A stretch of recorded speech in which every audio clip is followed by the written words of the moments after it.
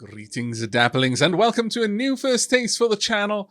Or is it? I could easily see this game being a little bit more than a first taste, perhaps even a full series. But today we're going to be checking out Surviving the Aftermath, and if you like what you see at the end of the video, then do consider leaving me a comment down below or a like on the video itself, and we may see more content on this game in the near future.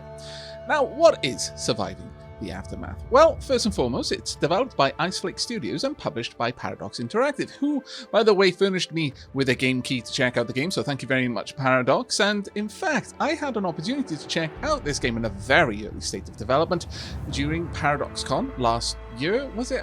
Or was it this year? I don't know. Time is starting to bleed into itself. 2020 is then the before times, the age before strife.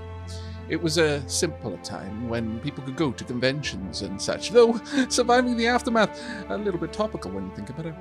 But nevertheless, what is Surviving the Aftermath? Well, it is a colony game, unlike to many colony games that I already play on the channel, but with a decidedly post-apocalyptic bent. Now, you may be wondering about the title, and it does indeed share a franchise with Surviving Mars, but whether they're actually in the same game universe, that much I'm not sure of. The game is in early access though. You can pick it up on Steam right now. The details and links will be in the video description below.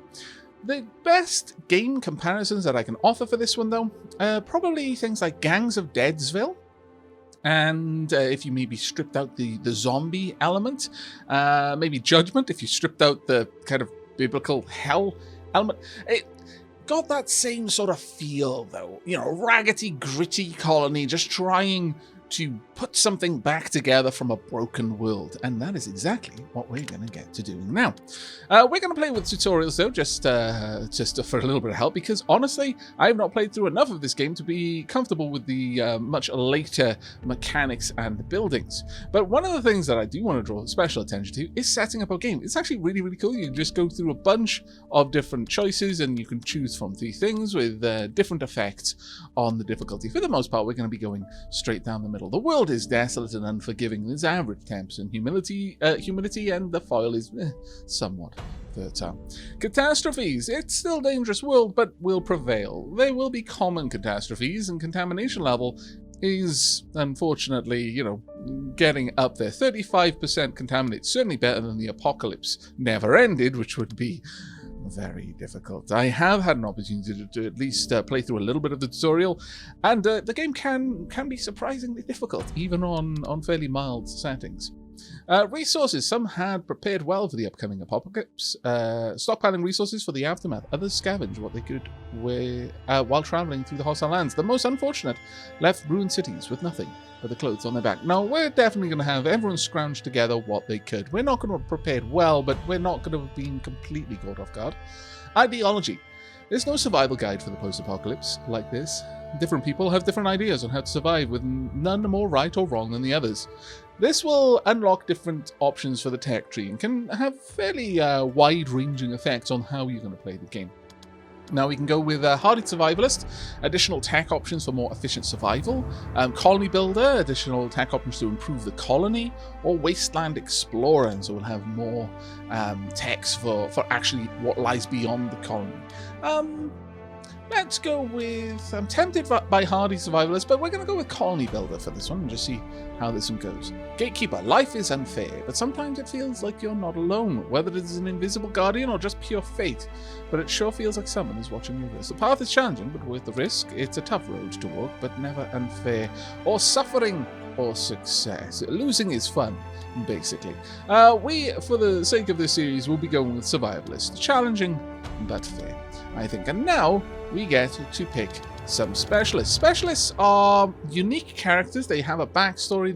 They have their own portraits. They have various focuses. Now, as far as I can tell, there are basically 4 different kind of archetypes. You've got your scout, who's especially good at moving across the overworld map. They've got a little bit more action points. You've got your scientist, who's especially good at dealing with scientific problems or dealing with any kind of event with a more thoughtful, analytical approach. You've got your fighters who are just straight up muscle, very good for any kind of combat encounter on the overworld map, and they can solve some problems with a more direct brute force approach. And finally, you've got your scavengers who are especially good at gathering items from the overworld map and can sometimes find interesting ways through events. Now, we are going to pick 3 of them to go with this. I think I would like a scientist to be able to pick up some extra science, which will allow us to research. That's going to be important to us. I would also like a scavenger, specifically because I do want a bit of help in gathering materials from the world, and probably we're going to go with a scout is nice, but I think everyone can more or less do what a scout does, at least in terms of revealing the map. They can just do it faster. They move further, and that does add up over time, but we're going to go with a bit of brawn as well to help us out in combat roles. Now, I'm going to go ahead and pick our team of specialists, and I'll bring you back in just a snap of the fingers. We have got Plati, a great Nordic adventurer who claims to have been the Empress of Sweden before the apocalypse. She's an enthusiastic city designer who would not mind taking her troops into great wars. She also claims to have been part of a wizarding cult and to have helped aliens dominate the galaxy. A very talented person. Indeed, she must get up very early in the morning. But she's actually got a fairly good scavenging efficiency, but also a really nice research efficiency as well. We also have Stella, a scientist. Post-apocalyptic wastelands have been hard on her, driving this once optimistic beacon of joy into her breaking point. Her surgery experience is invaluable, though, and in saving lives, she sometimes finds a spark of the old gal bubble under the surface. More or less just a straight scientist. Does have some efficiency with scavenging as well. And finally, we've got a Baron. Having spent half his life with wildly successful raiding parties, Baron has generated quite the fortune. He is happy to share the wealth around, which is giving him an almost religious following. Baron is a bit superstitious though, so don't ask him about the number 3. Very well, we will not. Not particularly good with scavenging, not bad at research, but it's really the attack damage that we're looking for there. Okay, visuals. We have to set up a flag, don't you know? We've got a couple of options here. We've got a couple of intro. Honestly, that looked like a 3rd snake for a little while. I was like, wow, mutations already? My lord. But, clever girl. Well, let's have a look. We could have platypus. We could go just something more generic, more sovereign, perhaps, or more carrying the torch. Maybe a beacon for future survivors. Yes, I kind of like this idea. Yes, I do, certainly. And with that, we move on. Okay, we need a colony name and a colony motto. And there we go. We're going to be calling our colony Ember Hollow, and in recognition of our torch-bearer flag, our colony motto will be "The smallest flame drives back the darkness." And from this, hopefully, great things shall spring. So there's a summary of all of our difficulty options. We're playing on 67% difficulty, and with that, let us begin. And here we are, our new home. Now, at the moment, we can only see a small area, but the actual buildable area for the kind of the base building section of the game, because it is separated into different sorts of layers, is actually quite significant, much more so than I initially was expecting. But a lot of what we're going to be doing is going to be built around here, but we can build out into more distant locations, and logistics is going to be one of the reasons why we'll want to consider that. Now, on the lookout for a new home. It ain't much, but it's a start. Finding a piece of inhabitable land is not an easy task at the end of the world. What you see before you is what is left of us, and our planet. It has fallen to you to rebuild the society with the aid of your people and the modest resources you start with. Welcome to the aftermath, survivor. Start by building a campsite to mark the center of your new colony. Scout for a suitable location from the mist by moving the specialist. Now, it isn't exactly true that this is all we've got left. There is actually a more or less a convoy of people and some extra resources, but they're waiting for the all clear to arrive. Our specialists are the forefront in getting to know the wilderness. Check them out by directly selecting them And we can then move them around, keep holding that button to move the cursor. You can also easily find your specialist in the specialist menu above, so on and so forth. There we go. We've got a load of information. We can see what they're up to, what they're going to be doing very soon, so on and so forth. Now, part of what we're going to want to do initially is to do a little bit of scouting around this immediate area. But the first thing that we're going to do is actually build it up, and that what just happened there is I zoomed out too far. That is going to happen a lot. I'm just going to put that out there. That's going to happen an awful lot. But this is the base, the colony building part of the game for now. The overworld is a separate layer, both literally and figuratively. We've got all sorts of things to see here. In fact, there's so much to unpack. Let's go ahead and pause the game there. Like many Paradox games, we have got overlays. So there's building health, buildings, resources. We've got planks, pollution, which is technically a resource, berries, plastic. We've also got some concrete and metals as well. We've got a water overlay, energy overlay. These will be useful for us later on. Living beings. Now, we are not the only things that live here. Some of the other animals around are more or less okay with us just existing. Some of them are decidedly not and will take great exception to our presence and will immediately attack. And this is the overworld layer. Now, we're not going to be doing anything with this until a little bit later on. We've got to get some things sorted out in Ember Hollow before we can even access the overworld. But once we get to the overworld, that is where our specialists are going to be the stars. In the colony itself, they're certainly more capable than some of the regular colonists we're going to have, but they are not the ones that are going to get the lion's share of the work done.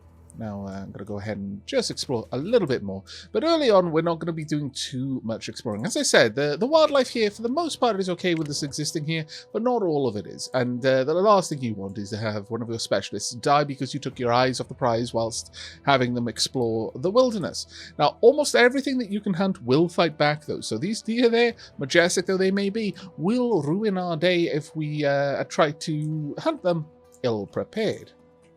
Quite a lot of pollution around. Now, more or less, our specialists can just wander through that stuff without any great ill effect happening, but you don't really want them just sat in it for long periods of time. That will probably go a bit pear-shaped fairly quickly. Now, the first thing we want to do is put down a campsite. Now, it did mention this would be the center of our colony, but honestly, I don't really see much of a reason to go very far away from the front of the colony with this. It's effectively, it doesn't really serve any direct purpose other than it's an initial stockpile of all our resources and can be very, very easily set up. Everything from this point on, we have to build ourselves. And indeed, some of that is going to be built right now. We've got housing, storage, food, water. We have got resources, so gathering some more specialist resources that you can't just gather with your hands, like metal scraps, plastic to be recycled. We've got some production buildings, so building tools and tailors. You can think more along the lines of Banished there. Without tools, our people are going to be very, very inefficient at doing any particular job, especially the gathering jobs. And without clothing, well, they just won't have very much protection. They might get ill a little bit more. Speaking of ill, we've got the medical tent, outhouse, burial pit, and even some beautification. Now, right now, we're going to be building with our specialists primarily because we don't have the other people here just yet. They are, in many ways, a little bit more efficient, I would say, but the specialists are generally useful in this capacity long into the game where their other uses become more apparent. If they're in the base and you've got things to build, using the specialists to build it is not a bad idea. Buildings are not ready to use right after placement, but they need to be constructed first. Open the storage category from the build menu and place a stockpile and a food storage. Got it. Let's go ahead and take care of that. So a stockpile doesn't have any direct entrance, whereas the campsite does, but still, that being said, I kind of like the idea of people being able to access it from all sides. The food storage, however, does have a direct entrance. This one we're going to rotate around, and we're going to have this one facing up to the north. Now, the reason why I'm leaving gaps is because you can build roads as well, which are going to be quite important. Let's get all of you together. There we go. Now they will go and they will gather resources and then we'll take them to the construction site and then get on with the constructing. Now this does mean that some buildings, if you build them far apart from each other, the logistics of moving materials back and forth will actually start hitting your efficiency. Something to consider, but it's not something I would necessarily say you need to absolutely build certain buildings next to each other, otherwise they're garbage. Anything with a work area can have that work area moved. So for example, these, once we've actually got other colonists here who can do work in these locations, we can just move this work area and they will automatically gather all of these materials. In fact, you can also use your scroll wheel to increase the size of the gathering. If there's just a couple of things you want to desperately make sure they're all within that area, for example, that would be glorious. Everything gathered there. And as soon as we've got this, then we'll be able to use the same sort of commands with the food stockpile as well. So let's make sure that this one has its work area somewhere with a nice amount of resources for us to collect. There's quite a few over here. I don't necessarily want my gatherers wandering around in a radioactive area, but let's just clear this as fast as we can. It would be useful if you guys could help out with that, because you're less at risk from that sort of thing. The specialists basically heal every day. A regular colonist will need a medical tent to heal, so it's definitely something to bear in mind. Your specialists are very, very hardy individuals, but as you can see, they're starting to stockpile some items. Now, we are going to need to do more than just that, though. There's a whole slew of things that we're going to need. One of the chief ones, obviously, water. We want to make sure that our peeps have plenty of water, and they are going to need a lot in time. Now, we've got a water pond there. The wells can be built anywhere. The water collection is a bit more efficient. It also requires less materials, but it requires a worker, whereas the well will work on its own. We've also got a new quest. Your colonists will need shelters to live in. Open the build menu and build homes. Very well. I will do as you say, in the order you say. The tent can house 2 people, minor happiness penalty, and the emergency shelter can house 6. Now, it requires more materials, but it is quite nice. It's basically 3 tents, but it takes a lot less room than 3 tents. But, you know, communal living, not everyone is going to be super down with that, I'm going to be honest. They may feel a little bit put out to have to live in amongst a large community of tents like that, but they're just going to have to suck it up for now. Right. There are survivors nearby waiting for your signal. They are cold, hungry, and need caring for. Okay, you can provide better if you have prepared the settlement. Are you going to let them in now or take a little longer? We're going to continue to prepare as it happens. There are many things we want to do, namely, as I was mentioning, water. Now, again, the water well is pretty useful. We can see its efficiency over there, depending on what it's next to. It might have an awful efficiency or a really, really good one. We've got some 90s around here. We'll get 9 water. And again, this will be passively generated, so I'm all about that. 92, 94, 95, 96, 97. It's not really going to get higher than 10, so let's just pop it about here. I think that will do quite nicely. We are also going to lay down some roads. Now, well, actually, I can't place these down until I've got colonists to do the work, but I would have liked to have laid it out so I knew where it was going to go. Food production. Colonists will need food to avoid starving to death. A stable production can be achieved by building a trapper or a fishing hut. Now, build either of these buildings. Now, these are going to need workers to function, or alternatively, you know, gather berries. And there is actually a lot of reason why you would want to do both, because you do want a varied diet if you can get one. Now, fishing, which one's the better? Well, either one really, though this one provides fibers as a byproduct of the hunting. Now, a trapper will work better in a densely wooded area, whereas the fishery will work better with an area with a lot of fish. Obviously, it kind of stands to reason, that one. Let's see, we've got 70% there. Have we got anything better than 70%, I wonder? Can we get this up to... You're going to have the same sort of problems that you might have had in Banished, in finding a spot that allows your fishery to exist. Let's see. Can we get something nice over there? 98%. Oh, that's a lot better. Can we get to 100? No, I think 98 will probably be the best we get. Sure, we could pop it over there, or we could go for a 70 down here. Now, having overlapping areas of fisheries is not going to be amazing. They don't particularly like it when that happens, so we'll go with the 98%. We'll just pop this one down over there. But we're also going to build a trapper as well. I think the trapper can exist probably up here somewhere. Actually, we'll have the road riding up between them. And we'll build the trapper about there. So let's get these made. And once that's done, we should be about ready to bring in some colonists.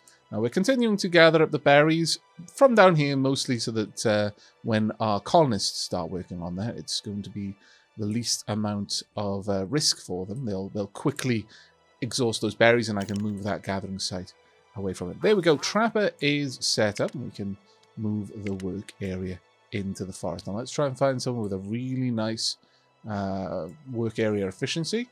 There's an 80 there, I believe. Have we got anything better than an 80? We might not.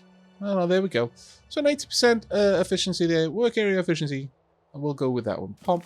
There we go. So the trapper can just get down there and grab a little bit of food here and there. Now, I think with that, we may well be ready to open up.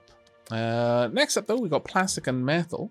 You need to build recyclers and scrappers to gather plastic and metal. They also produce secondary resources, fiber and junk, which will come in handy later. Okay, well, we could pop these down now. And again, because we can move the work areas, it does allow us to build kind of centrally and just have our workers go out. But understand that is going to hit their efficiency, because part of their workday is going to be spent wandering around, and that's not always what you want.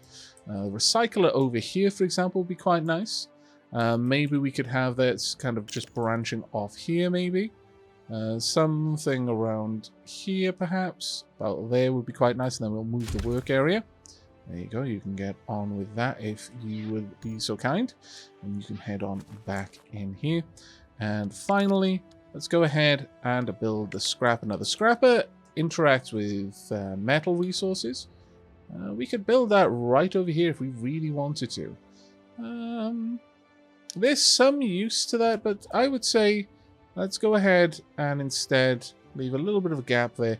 We can have all of this running down a central road all the way down. I think that would actually be grand. Right, let's go down there, get that water going, and you can now help us out down here as well. I'll let you drop off those resources. There we are. Completely forgot to build the water well. Luckily, we managed to catch that one before I invited people over. Otherwise, they would have complained an awful lot. There we go. We should be able to get all of this set up relatively quickly. There we go. We've got this one set. We can move the work area. Now, you'll notice that we do have a little kind of Polaroid there that's empty. That is the workers' slot. Each of the colonists does have abilities. They're kind of like a mini specialist by and large. They do have abilities. They do have things that they're good at, things that they're bad at. They have a name. They have an age. They will grow old and eventually die. They can have children. The children will age over time. It is somewhat like Banished in that the time is a little bit wibbly wobbly here. A child, an infant can go from cradle to grave in the span of what appears to be just several days in game, but you do get used to it. But with all of that done, I think we may be ready to bring in our first colonist. So let's go ahead and invite the colonists. Signal flare away. Hopefully not the wrong people see that.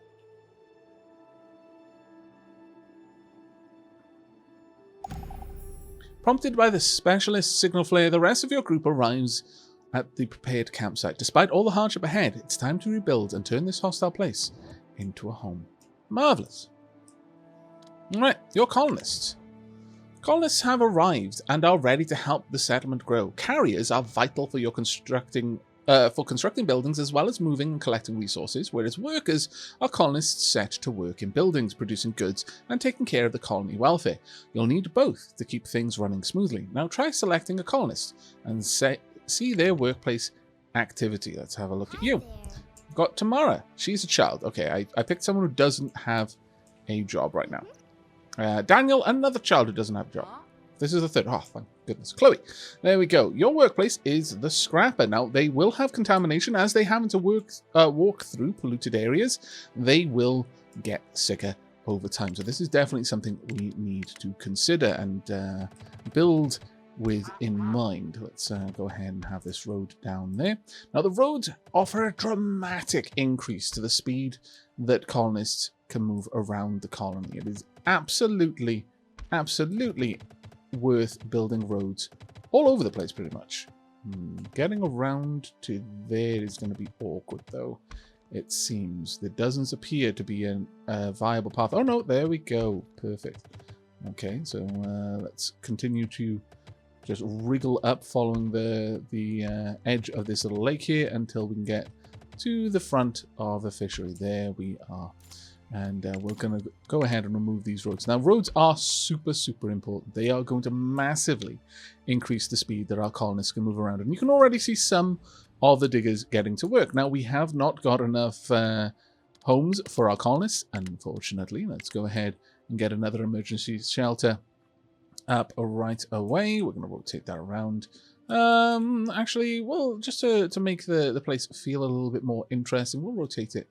We'll have this one sat about there instead. There we go. Now, the carriers, basically, if you've got... it's much like Banish in the sense that if you have people at work, then they will not be just general people moving around harvesting resources that you designate. Effectively, you can't set carriers. Carriers are the leftovers. If you don't have work for them, they become a carrier, and then they have actually more work than quite a lot of the people who are specifically employed, which is a little bit amusing to me. Right, okay, so with that done, we should be okay. We've now got plenty of peeps doing the various jobs. We've got a little bit of meat coming in. We should have a little bit of fish coming in. We've got a little bit of plastic and fiber coming in. In fact, we've got fiber from the hunter over there. We've also got metal and junk coming in as well. Now, if a carrier doesn't have any other job to do, there's no resources to carry around, there's no roads to be built, so on and so forth, there's no buildings to be built. Right now our specialists can help out, in fact you should. But if they have nothing else, then they'll work at the stockpiles, and that's when they will just harvest from the areas designated by these. There we go, emergency shelter built. We should now have everyone set up. Adjust work slots. You can decrease or increase the building's productivity by changing the amount of workers. Try adding or removing a colonist in a building. I mean, I totally could, I suppose. Dunk. There we go. There we are. That also removes the annoying overlay glow there as well, which is very, very helpful. Now, with that done, and with the amount of people who are going to get, unfortunately, affected by contamination, we've got a lot of areas of high pollution nearby. I think it's probably worth our while to build a medical tent as the next big thing that we go for. Unfortunately, we can't quite squeeze one in there. We may be able to squeeze one or two down here, perhaps. I do like the idea of having more than one medical tent. I think that's probably wise. Sure, let's go ahead and have a pair of medical tents around here, shall we? We could have something like this, maybe allow a little area for further access along this route, though it just occurs to me that we've probably removed a little tiny bit of the working efficiency. No, it was just outside of the range. That was luck and not judgment, though, unfortunately. You can go ahead and work on that one. You can help me out down there. Now, I'm building two preemptively. There are lots of catastrophes. As we selected, we're going to have them, now and then. They're not going to be, infrequent, but they're not going to be as frequent as they could be. Still, a lot of catastrophes will impact the health of our colonists, sometimes in direct ways, sometimes more indirectly, like there'll be a drought, and so people will have less food, or there'll be a heat wave and people will be very dehydrated, or there may be fallout, and so people will get sick as a direct result of the fallout, so on and so forth. So having a backup medical facility is super useful, I feel, but what we will be doing here is we will be having our peeps build one to completion and then working in that one, but the other one will be left idle for the most part. Now we are going to need a lot more planks, so let's get our specialist to help out with that if we can. There we go. Now, as you can see, now that has been built, we've got a colonist already working in there who will be taking care of all of the health needs of our colony. Build the gate. Building the gate will attract all sorts of people to the colony. It's also your entry point to the world map, where plenty more resources and challenges await. Got it. Right, let's have a quick look then. To build the gate, we're going to need a fair bit of resources we don't have in abundance right now, but we can prioritize building that. I'm going to tell that one to be high, and I'm going to tell this one to be low, because we don't need it. It's built as a backup more than anything else. The roads are coming together though, and I'm actually very, very pleased to see that. We should be able to help out by getting a lot of the planks in here fairly quickly. Now, what do we need down there? We're going to need 20 planks, 15 concrete, 15 metal. We lack the metal and 5 plastics as well. We're just a little bit shy of the plastics. If you hover over them, you can see what your consumption rate is. Now, once we actually build producing buildings, right now our only consumption is when we're building a set of buildings, but later on it will be because we're manufacturing something. That's when the consumption of things like plastics and the likes will be a little bit more of a useful metric for us to look at. Little warnings letting us know that we have exhausted deposits around the place. Let's go ahead and make sure that you're still gathering quite a few things. You are, which is grand to see. I believe we should be able to move this up a little bit, and in fact we're going to shrink this down, I guess. Let's go ahead, shrink that down. There we go. I don't really think it particularly matters. We're just going to get rid of the concrete in this area. We are going to want to grab the planks over there, but that will come in time. Oh, we've got some more information. Visions of Gloom. Okay, an older colonist coming to bear grave news is brought to you.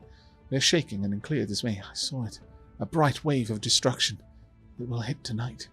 You tried to ask for more guidance, but the colonist has already passed out from the stress. It's up to you to decide how to react to this news. A bright wave of destruction. That sounds like a fire to me. Maybe a meteor, but a wave sounds more like fire spreading rather than streaking across the sky. It does not sound like fallout. I mean, I guess a bright wave, maybe, but it would be... No, I think that would be like an ever-present sort of mist. No, it's definitely a fire I'm going to go for. We have got the building materials to help with that, so we'll prepare for the fire. You believe this vision was a warning of an upcoming torching with disastrous effects. You call all colonists to reinforce their dwellings in case of fire. Lo and behold, you hear one colonist's hearth had overheated and was about to set the whole colony aflame. It seems you also have the gift of fires, really. But that neatly demonstrates the effect of happiness. Let's have a look at some of the colonists. Rested poorly, but we also have luck, so that's lifted happiness a little bit, and you're actually overjoyed and beaming with energy. It's as good as it gets right now. Let's have a look at you. Yes, very much the same. Ecstatic. Fantastic news. But as you can see, quite a lot of people will have different sorts of abilities. Let's see if we can't find one that has... Oh, that's one of my specialists. If we go down here, we can... Oh, wrong button. Where is it? The graphs. There we go. We can have a look at our... peeps directly. We can see their various traits. So picky, hunger rate is -15%, hyperactive, needs more time to get educated. Anderson is a bleeder, max health -20, but it's tough and educated. Production speed +15%. Another educated peep, that's very good in Charlotte there. We've got athletic, max health +20%, walking suit +20%, so on and so forth. You can really micro your colonists. It's a bit much for us right now, but you can definitely go through and start picking out the best people for each particular job. Now, specialists, if you wouldn't mind, could you help out down there a little bit? How are we doing for food? We're actually doing okay. I'm going to use the overlay to find some resources. We are definitely in need of... concrete and plastic, though we should be harvesting the concrete ourselves, but it's never a problem if we just chip in with our specialists for now, especially because they can't do anything until we can get out of the gate anyway, so we might as well. You can go and grab the planks from over there. Yeah, you can help out with the concrete as well. Let's get as much going as we can. Now, right at the moment, we've got only 2 space left in our shelters. That's a little bit worrisome. I'm thinking, in preparedness for the future, it would benefit us to build... Oh, to build a second shelter. Now, sometimes they are just going to go plonk like that, and there's not much we can do about that one, I'm afraid. We're going to place that one down here, and I'll also draw out a road as well, straight up there. We'll have a little area down here. Now, as far as I'm aware, the resources here cost nothing to build. Oh, actually, the torches do. Torches cost a little bit, but the flowers and the plants do not, and I quite like that. So let's go ahead and beautify this place. Just because the end of the world has been and gone does not mean that we need to live in squalor. And let's go ahead and grab you as well. Do I want to rotate it a little bit? Yes, I do. Also, I meant to hold shift there. There we go. And let's grab a couple of these down here. And then fill this out. Rotating them here and there just to make it look a little bit more organic. Now, there is one other item that we need to get to. I'm going to drop, well, I'll leave that one on medium. This one is on high and that one is on low. This one will get built next, but I'm actually going to drop that one down to low as well because it is actually surplus to demand. We do need a little bit more metal. Small concrete, ruined, depleted. Well, it's going to happen. Unfortunately, we can speed things up a little bit to get things moving along. If you could go and grab the planks, that would be great. But there is one last thing that we need to consider for health. Right now, we don't need a burial pit. One day we are going to. It's inevitable. People can just die of old age. We can play perfectly and people will still die, so we will still need a burial pit at some point. But let's assume that for now, we're good. We are going to need an outhouse. You do not want to live in a colony that has nowhere to go to the toilet. This would be bad times. Outhouses, however, do cause pollution. I mean, that's not quite... I mean, at this point, you've got to wonder what they're eating, but I guess it's just a gamified way of saying, yeah, it's not particularly nice, and it does need to be cleaned out every now and then. It's not quite oxygen not included levels, but it's not far from it. We are going to need that for our peeps to keep hygiene levels up, though, and that is going to be very, very important. Now, some of these buildings we can just go ahead and build because they don't require any metal for it. These ones can be left on medium, though. Right, they've built a lot of the little shrubberies around there. I like it very much. In fact, we're probably going to do something similar over here, actually, because let's be honest, no one wants to see it. Let's just make it a little bit more bearable and just hide it behind a load of bushes. There we go. There we are. Perfect. We'll have that around there. There we go. Lovely. It'll also add a little bit to the privacy. I don't actually think that's a metric that the game cares about. I don't think the peeps really focus on that at all. But in my head, they do. Congratulations, you've rebuilt the gate and gained access to the world map. The gate is now open, and the vast world stands ready for your specialists to explore. This progress has not gone unnoticed. Soon, your colony will begin attracting various folks. Some good, others desperate. Some tricksters, and those who just want to see you destroyed.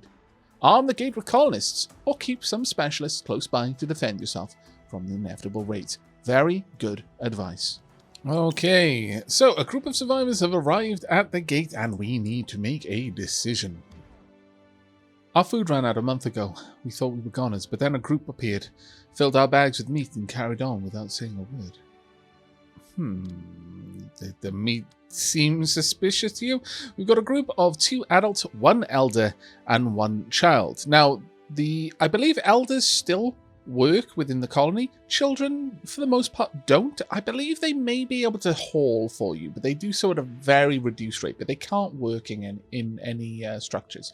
We've also got Lovelace, a scientist. Few people are as hardy as her. Nothing seems to faze her. Not hunger, illness, or even catastrophes. They're all just minor inconveniences, pests, rude enough to mess with her schedule. This helps her endure through even the most frustratingly complex research and the crude instruments at hand. Speed is regular. Research is very high, though. That is actually really, really nice. Wonderful. Of course, we're going to accept them. There we go. Now, unfortunately, 2 people are homeless, so this now has gone up to a high priority for us to get finished. But that was rather useful. Good. We are stronger together. I agree, Jack. Truly, I do. Right, loads of new things are being finished all over the place. Roads and all of the items as well, all of the decorative items. access to the world map. Several construction zones are lacking resources. Yes, and it is a shame. But we will be getting to them, hopefully, soon enough. Plastic is a bit of a concern, and now water is as well. Our storage is fairly low. Now, we will be going out onto the main map fairly soon. In fact, I think that's probably something that we're going to do right now. Go to the world map, please, as well as, honestly, Lovelace. You can also go to the world map. For the time being, our gate is guarded, but I would rather it not be. And finally, Stella, if you could go to the world map, that would be grand. We are going to keep our fighter here, though. All right. Specialists are ready for action. Moving around. Doing actions like moving on the world map uses a specialist's action points. Once they've been spent, the specialist needs to rest for a time before they can carry out new orders. So basically every day they get a certain amount of action points. Now we've got a lot of things that we're going to want to do. Now our Lovelace is the better researcher. It will take there's 350 research here. They'll get 350 a day, so they'll grab it straight away. There we go. Pomp. And that should be immediate. Now, they've used up all of their action points to do that. Bear that in mind. Doing any kind of job is going to take all of your action points. Next up, I would very much like the plastics. There's 49 here. We've got 50% efficiency. There's no hazard there, but it's going to take us 2 days to gather these materials. There we go. Let's get in there. And that's all of the turn used up now. Finally, we could go over here. We've got 30% efficiency, so it's going to take us a couple of days to grab that. We'll get 13 meat per day. Or alternatively, we can scout. Now, this biome is marshland, biome marshland, marshland, marshland. Okay, so pretty much everything is the same. Sure. Let's go and have a quick peek around. Generally, I would like my scavenger to gather materials, my scientists to gather science. It seems fairly straightforward there. We've already got the science, so that's immediately been picked up. Now, that differs massively from the way that units gather resources. They will carry the resources with them. As we can see here, the backpack area has 9 slots. Science is immediately available for your colony to use. And that is a very, very important distinction, because as you're salvaging further and further away, whereas science, if you search over there, well, it's just a matter of how long it's going to take your person to get back to do anything else. For scavengers, you don't get the benefit of whatever it was until they've made their way back, which can take quite a long time sometimes. Specialist needs to carry scavenged resources back to the colony. We've just covered that. A convenient option is to use the Return to Colony button, which will automatically create a route back home. We will probably set that up in a little bit, but it's not something we're going to work on just yet. Let's head on back down. 2 colonists are homeless. I am terribly, terribly sorry about this, but yes, we need to build a new water source. We are dropping water very, very quickly. At this point, I think a water carrier would be grand. Let's see if we can't get this a little bit better set up. That's 95% efficiency. That's actually glorious. 97. Can we get anything better up here? 88. No, I think 97 is probably going to be the most, unless we can sneak in something up here. Doesn't look like we're going to do that. I'd rather them not have to work in the polluted area. So 97 it is. Oh, 98. There we are. 98. Let's find you again. There we go. That'll give me 14 extra water. And this actually addresses another concern that we're going to have for water specifically, and that is right now we're not actually storing it. Well, we've got a tiny storage, basically what we've got in the camp, which isn't particularly good. Let's go ahead and make that a massive priority. There we go. We're going to get those done reasonably fast. This one can drop back down to medium. Honestly, these are going to go down to low. I need that plastic elsewhere at this point. And now we are gathering it. It's just going to take some time. But we have got some research to do. I'm going to pause it while we're doing this, because I'm not sure if research passes while we're doing it. Survival skills. Hunting and fishing are some of the oldest survival skills known to man. The same tricks our ancestors used to fish and hunt in the Stone Age are as valuable now as they were back in the day. Luckily, there are no mammoths or saber-toothed cats to worry about. This will just increase the efficiency of our food production, which is actually quite nice. Pack tactics will give us extra worker slots, specifically for a hunter, we can move on to basic farming. Now, that is going to be something we're going to want to do very quickly. We want to get to agriculture to stabilize our food production. To be fair, though, fishing and hunting is a pretty steady, though small, delivery of resources. Farming has much higher yields, but is subject to more problems in different ways.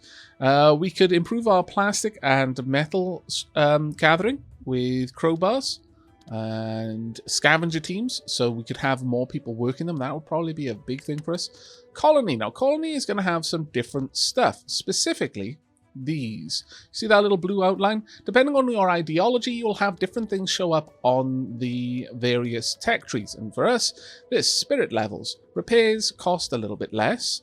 Metal bender, this will mean repairs cost a little bit less on some of the metal buildings as well. And that's it for now that we can see. Maybe there'll be a little bit more somewhere else, but generally speaking, the ideology doesn't give you enormous boosts. It just helps you along a little bit here and there. But I think we are definitely going to want to go for crowbars and then the scavenger teams, because plastic seems to be a bit of an ongoing problem for us. Now, that's going to take 14 hours for us to get, so hopefully we can get that fairly quickly. Demolishing buildings. Once in a while, you might want to demolish a ruined building to make way for new ones. You can also demolish functioning buildings, but you will get back only around half the initial building cost. So be careful not to destroy any important ones. Very well, I will bear that in mind. Deposit depleted. Small concrete ruins depleted. Now, this will warn us when there's absolutely nothing there that they can collect, and that will happen from time to time, and it does, as you might imagine, suck quite a lot, but we will get there. Specialist ready for action. Marvelous. Okay, with that done, let's go ahead and get you down all the way there, and you can start gathering that science immediately for us. We're all the way up to 600 already. Now, with that, I would very much like it if you would go and scout this little area. Maybe we'll find some more science as well. There are all sorts of things that we might find in these locations. Some of them will have specialized goods, like the components there. Others will have bandits. Now, we don't need to fight it. There are certain types of bandits where if you don't fight them, then you can't gather from their area. They, like, control the zone. There are factions in the game, both friendly and hostile, and we are going to need to worry about that. Now, thankfully, you've managed to gather all of the plastics. At this point, because we are suffering so much for plastic, I'm going to have you bring those back immediately, but we will otherwise wait a little bit when we send out our scavenger teams. I will generally want them to spend some time gathering materials. Berries have been depleted. Well, that's fine. We've got plenty of berries around. Now, while you're about, could you go ahead? Were there no more items around here? You can grab that small concrete. There we are. You can help out. I mean, you're around mostly to back us up in case there is a problem, but for the time being, we should be okay. There we go. Water collector complete, and someone is already working there. Now, we're down to 3 carriers, but we are at least up in our production of water, and that is a very, very important one for us. Further to this, though, we are going to start setting up some clean water storage. Now, the water tower is specific for buildings that need water, which we don't have any of just yet. That one is more to supply water to the buildings around it, like industrial buildings or cooking buildings, that sort of thing. We are going to want clean water storage. This is a necessity. And I'm going to go ahead and I'm going to place a couple of these down. Let's get some protection for the future. Very much so. Let's make them all very low priority though. Right, okay. Work area here. We have no longer got any materials available to us there. I would like some planks if we could. Over there seems perfect, and we can go up these roads in order to get there. There we are. So colonists are still homeless, unfortunately. This is now a higher priority. Let's bump that priority up. Behold! Science! So many things happening at once. A wandering merchant is also here, but crowbars have been finished, which is going to massively help us with the plastics. And before we do anything else, we're going to go ahead and grab the next thing. Scavenger teams, immediately we're not going to be able to make use of this because we will have too many people not doing any carrying jobs, but we do want this for being able to move around our workforce as necessary. And it just occurred to me that we had both of these active. We do not want that to be the case. No, no, no. Want our workers out there helping to gather things. Generally, peeps are unhappy, and that makes me super sad. You rested poorly. I'm sorry. You didn't have a good night's sleep. But we have got a trader. And again, I can't imagine that there hasn't been some sort of bleed over from games like Gangs of Deadville, because honestly, looking at this trader, that is just fantastic. A lone van rattles towards the gate, suspension creaking under the heavy load. Greetings and salutations, my good people, shouts the driver. Can I interest you fine gents and ladies with a bit of bartering on this loveliest of days? Well, you want us to give you things for science. I'm not necessarily against this idea, but... I mean, I could trade you some venison for it, but... we're not actually... I mean, we are bringing in a steady amount of food right now, but that won't last forever. I would rather shed some concrete, honestly. I will absolutely shed some concrete. There we go. Thank you for this commercial opportunity. I'll be sure to visit again soon. The trader shouts as he packs the van and drives away. Goodbye. There we are. Now, this is not currently armed. I am actually going to put someone down there. Now, you can have 2 people there, but right now they're not going to be able to do a whole lot anyway, but it is useful to have someone there. But with that, our plastic gathering should be a tiny bit better overall. How are our specialists doing? Right, next I want you to grab some meat. And for you, let's continue on the way. Now that we've actually built the water collector, getting the plastic is no longer the massive priority that it was before. So I'm going to move you down here and I'm going to scan, hopefully, all of these on the... or, well, at least these 2 on the next turn. Scanning an area still costs an action point. Though maybe that's something specific to scouts. Perhaps scouts are just so much better with it. And again, if you zoom out too much, I wish there was a way to zoom back in, but you can't. You have to click on it. Right, there we go. Emergency shelter has been completed. I am so incredibly happy about this. All right, let's get these built. In fact, we're going to get this one built first, and then this one, and then we're going to start getting all of this. Now, right now, in terms of our storage, we're almost up to capacity. Then, once we hit capacity, I will be shutting down additional collection. I'll allow them to kind of balance out slowly, little by little. Generally speaking, I want to try and make the most out of the peeps that we have here, out of our workforce, where we can. No one is really enjoying their time in these buildings. Probably one of the next things that we're going to research is some better homes for them. We'll keep these tents for a while, though, because it is quite useful, if nothing else, to have them there to help any refugees that happen upon the gate unexpectedly. It is nice to have extra housing always available.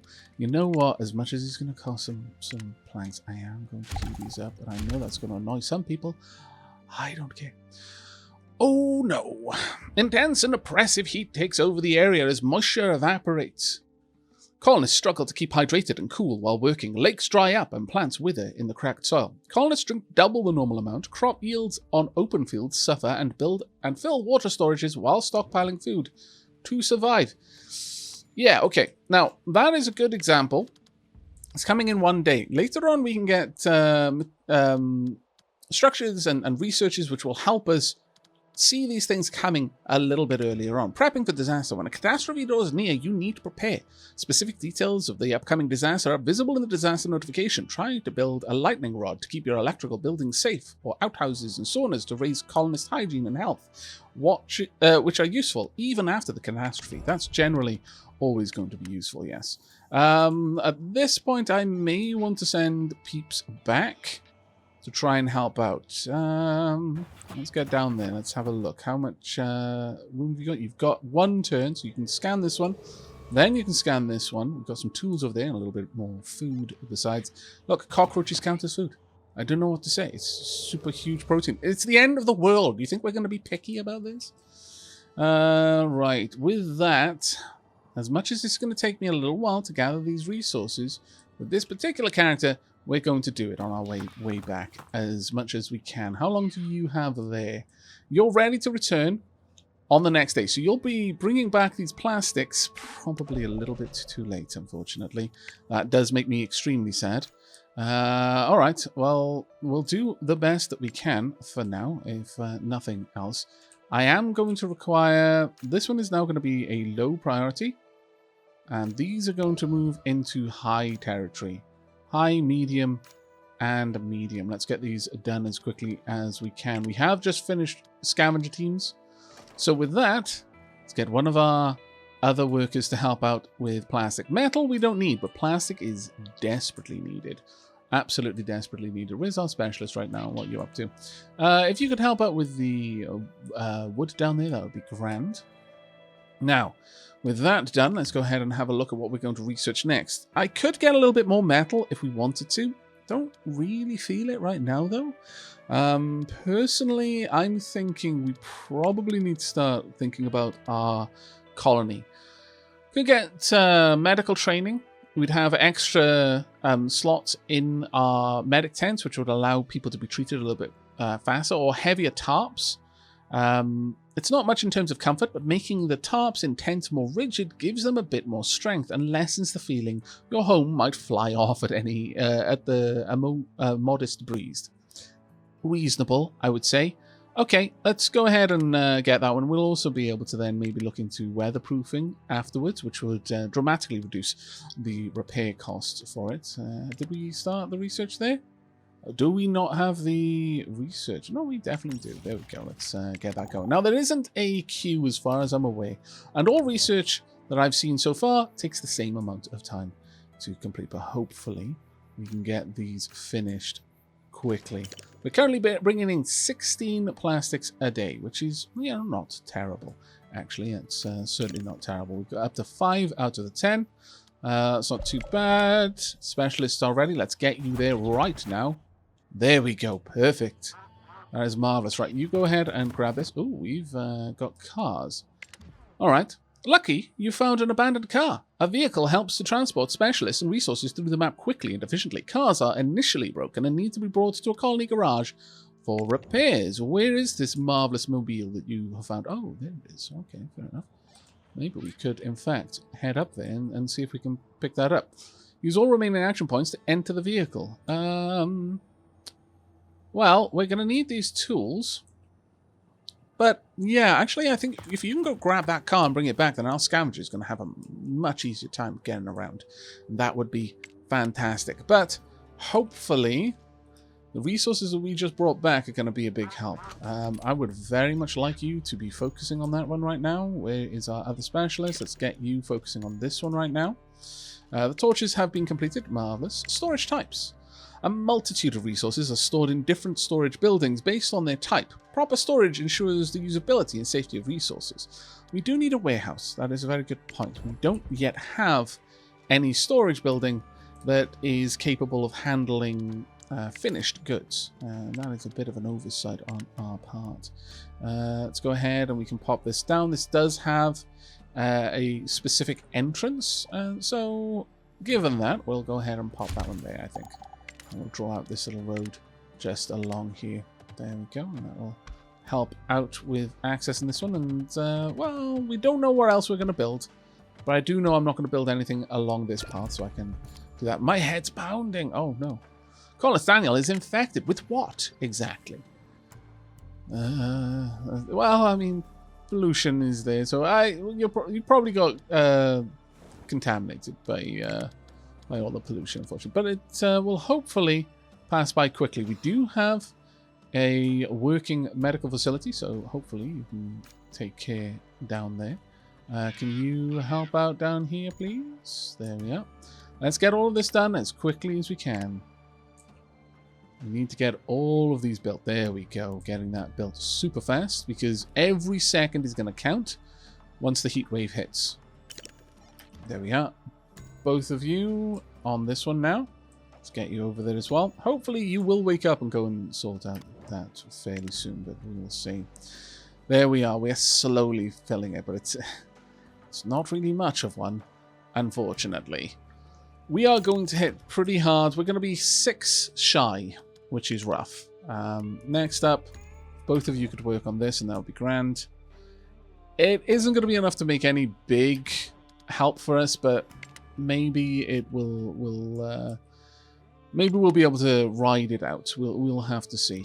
Medical training, perhaps we could get down there. We could also go for communal living at this point. Getting people out of tents and into better housing takes some planning. Tenement house several people within the same cramped space. A shanty gives more space per colonist, but it's more costly to build. Both of these buildings are safer than tents and emergency shelters, and they offer better protection against radiation. Now that one is going to be of particular worth for us. That said, though, at the moment, I think we need to have a look at other options. I would like to get reclaimable metals, because this will simply make our metal scavenging area just flat up better. We don't need to put any more people in, but we will get more metal out. And that is a big one.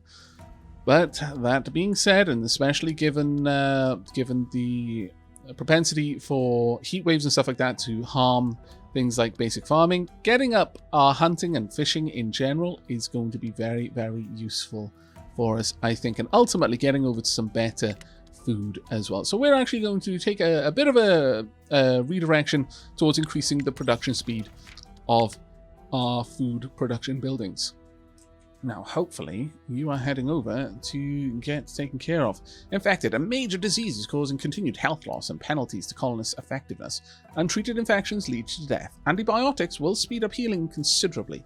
Infected colonists consume twice the amount of water as healthy colonists. Oh, that's why that dropped from 10 to 9 then. That explains it. Now, in here, you will be getting taken care of, hopefully. But there we go. The heat wave has hit just as we built the final one. We are losing an awful lot. Production has dropped dramatically. That is unfortunate.